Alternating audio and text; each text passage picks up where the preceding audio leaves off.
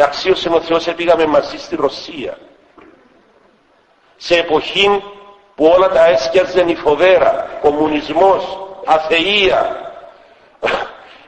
Εγενώσαμε μια τσάντα με μικρές εικόνες του Αγίου Σεραφείμ, του Σαρόφ, που να ξέρω ότι θα έκτιζα κάποτε και ησυχαστήριον του Αγίου Σεραφείμ. Και ήμουν από πίσω του και του έδιδα και μοίραζε μέσα πήγαμε σε 3 πόλεις πήγαμε τότε. Ο Ανδρέας μας επήρε, το Τρόδος Θάλε. Ήμουνα τότε διάδος. Πήγαμε στο Μόσχα, στην Πετρούπολη και στο Κίεβο. Τι έγινε στην Πετρούπολη? Επέσαν πάνω μας όλοι οι άνθρωποι εκεί καταπιεσμένοι από το καθεστώς. Ήταν μόλις ξεκίνησε λίγο η περεστρόικα. Υπήρχε μια σχετική ελευθερία. Και όλοι ήθελαν να πάρουν την ευχή του Πάτερ Ευμένιου. Ο κόσμος κατάλαβε ότι αυτός δεν είναι συνηθισμένος καλόγυρος. Με τα ράσα του.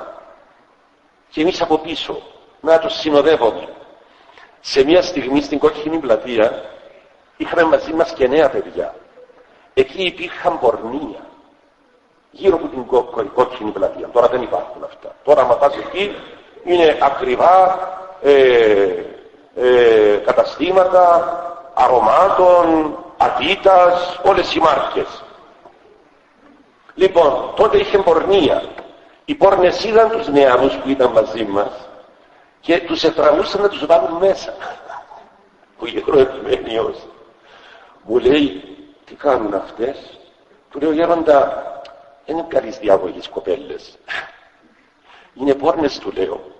Λοιπόν, έτσι είναι τα κορίτσια τα καημένα, δεν τις έκρινε. Δεν μας επέτρεπε ποτέ μας να κρίνουμε.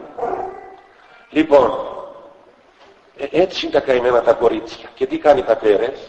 Με έναν πολύ ωραίο τρόπο επήγε, οι κοπέλες δεν ήξεραν ελληνικά. Και τις πιάνει από το χέρι και τους λέει, εσείς από εκεί είναι η δουλειά σας, εμάς είναι από εδώ η δουλειά μας, τα παιδιά είναι δικά μας. Όχι, όχι με αυτά. Όχι καλά μου κορίτσια. Όχι με αυτά. Και δεν σας κάθεσαι.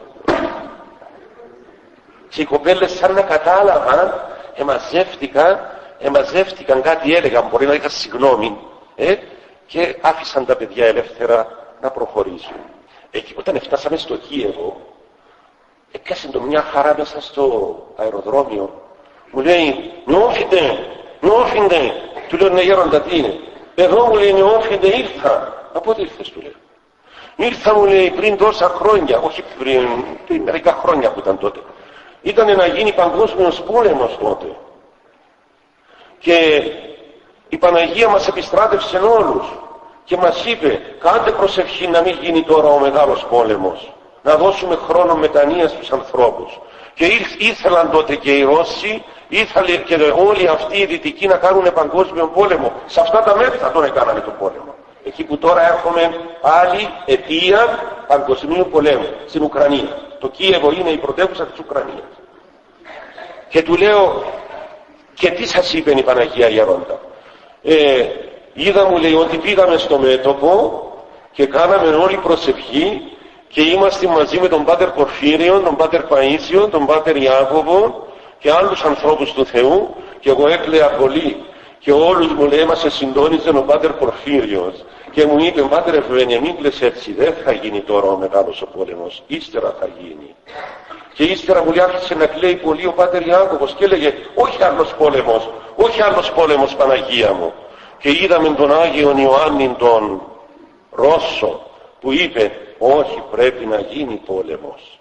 Δεν υπάρχει άλλος τρόπος να θεραπευτεί αυτός ο κόσμος.